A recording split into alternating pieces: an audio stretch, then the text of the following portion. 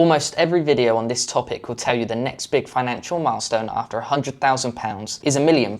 It isn't. There are three numbers that actually change everything, and nobody talks about them because 1 million sells thumbnails and these numbers don't. Most people never hit any of them, and not because they cannot, because nobody is pointing at the right targets. People like yourself who know they should invest but have never started, or people who have put money into investing and they watch it do nothing after a year and then stop. This video is for people like yourself who have been told the wrong number, and in this video I'm going to be talking about three key milestones, what changes at each one, and how to reach the first without quitting. And just a quick note before we get into it, everything in this video is financial education and it's not financial advice, and your capital will always be at risk when you invest. When you open your first stocks and shares ISA or your first investment account, for the first 2 years it's going to feel like absolutely nothing is happening. You'll put your money in every month, you'll check your balance and it will barely move. And because all you see on social media are the quick wins and the overnight returns, you'll start to wonder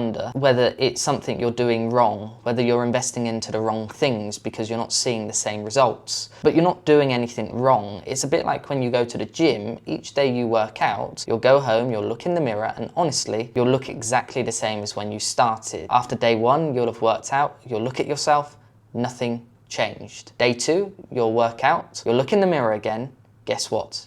Nothing changed. And then one morning, completely out of nowhere, your shirt will start to sit differently on you as it doesn't hug your belly so much. Maybe I need to take my own advice. But the jeans will start fitting differently. They're much more comfortable, and then someone will say, hey, what have you been doing differently? You look much better. Nothing changed overnight. You just kept going long enough for the work to finally become visible, even though every single time you looked in the mirror, nothing changed. And investing works in exactly the same way. The numbers in your account are not big enough yet for the percentages to produce anything you can actually see. The maths is working, you just need to give it more to work with. So the first key milestone is £10,000 invested, and that's the first number that changes how investing actually feels. And once your money crosses this amount, the returns you earn from the market in a single year will start to outperform what a savings account would have given you. A savings account paying 4% on £10,000 gives you around £400 per year. The market at a long-term average of around 7% gives you closer to £700, and that isn't a small gap. That is nearly double the amount, and it's the first time the decision you've made to invest,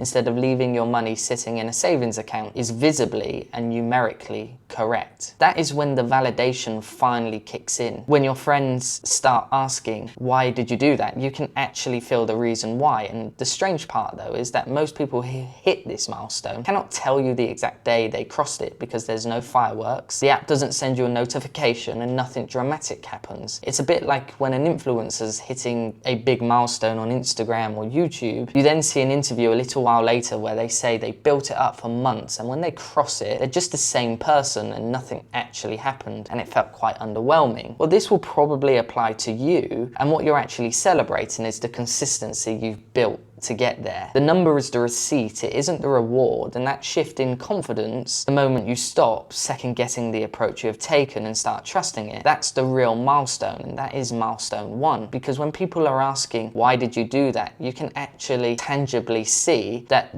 the returns are more than what a normal savings account would have given you. The next key milestone is £100,000 invested. Charlie Munger, God rest his soul, was Warren Buffett's business partner, and he said the first £100,000 is a bitch. It's not the hardest, it's a bitch. But what most people miss when they share that quote is that Munger was not trying to inspire you, he was pointing at the maths. And when your portfolio crosses this amount, a normal market year of 7 to 10% is no longer generating £700, it's generating £7,000 to £10,000. The market is now doing more of the lifting than you are, and when you hit that number, you won't feel any different because there's no internal shift, there's no sense of arrival, because the version of you that gets there is simply the same person who just kept putting money in every single month. It would have felt the same when you got to 90,000, 93,000, and that is milestone two. The next milestone is where it gets really interesting, because this is the one that nobody is talking about, but I think is the most important one, because almost every personal finance video on the internet will tell you that the next number after £100,000 is £1 million. It isn't. There are real milestones between 100,000 and £1 million that nobody talks about, and that is because 1 million sells thumbnails and these numbers don't. The one that matters the most, I think, is £250,000. At £250,000, a normal market year of 7% generates £17,500. And for a huge number of the UK earners, that's nearly half of their average annual income. And that's without you doing a single extra hour of work. So just let that sink in for a moment. Yes, granted, work does not stop at this level, but your relationship with it changes. You're no longer grinding because you have no other option. You start having choices, and that's a completely different position to be in. And it's actually very enviable. At 7%, the journey from 100,000 to 250,000 will take between 9 and 14 years. And for most of that time, it feels like nothing is happening. And that's because as humans, we're not wired to understand compound interest. We expect that journey to be linear, but it's not. And that's what the lily pad theory explains. So if we take a pond and a lily pad doubles in size every day for 30 days, on day 26, the pond will still look empty. Day 27, you'll barely notice. On day 28, a quarter of the pond is now covered. Day 29, half of it's covered. And then at day 30, the whole pond will be completely full. And all of that growth was happening the whole time. It's just something that you couldn't see. And the journey from 100,000 to 250,000 will be exactly the same. It's quiet, it's boring, but then one day you'll look at your account and the numbers are somewhere you barely recognize. And most people who get there did not do it because they were much smarter. They did it because they kept going even though that pond still looked empty. And that's milestone 3. And trust me, we as normal people, we should celebrate those milestones between £100,000 and £1 million. In all of these videos, they talk about £1 million,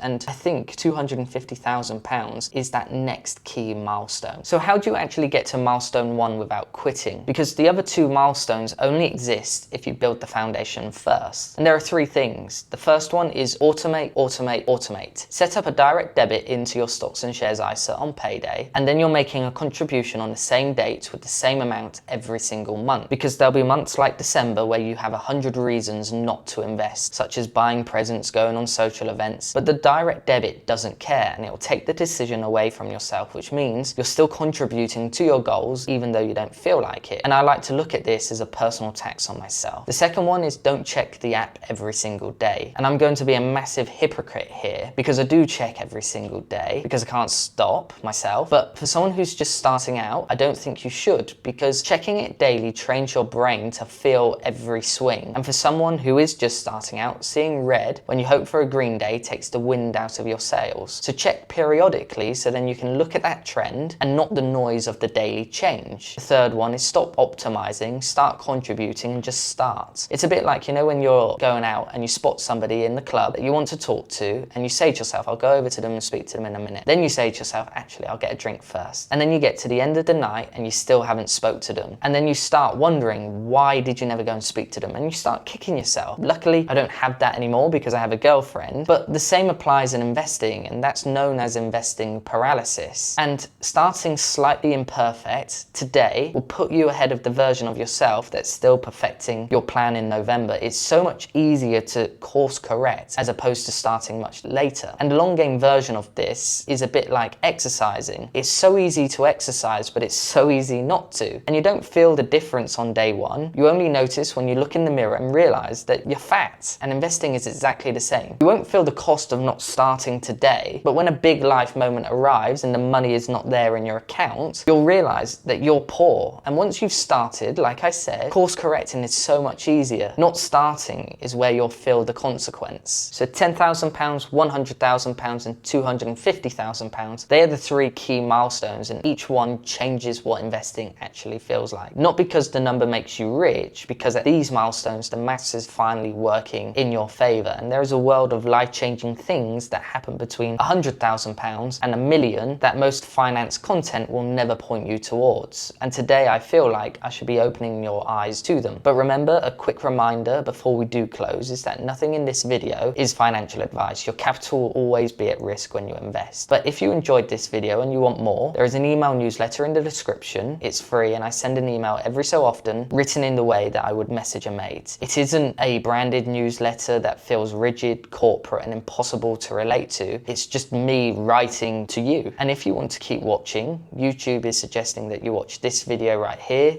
or here, whichever side it is. But whatever you're up to, keep going, because you never know the change that will change everything. So I'll see you on the next one.